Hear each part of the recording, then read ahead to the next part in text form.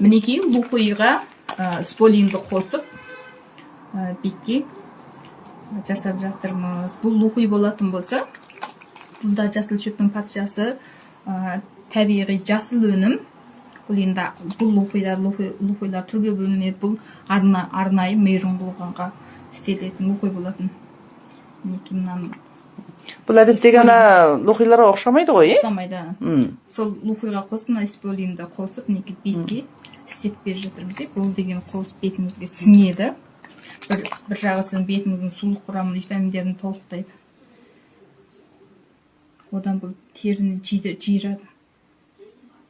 Қасыңда қарайды. Енді мына сполин өнімінің де ерекшелігі бар ғой, беттің терідегі дақ қалған әжім, соның бәріне көмектеседі. Өнен кейін бет теріні жасартады. Иә. Ерекшелігі сондай.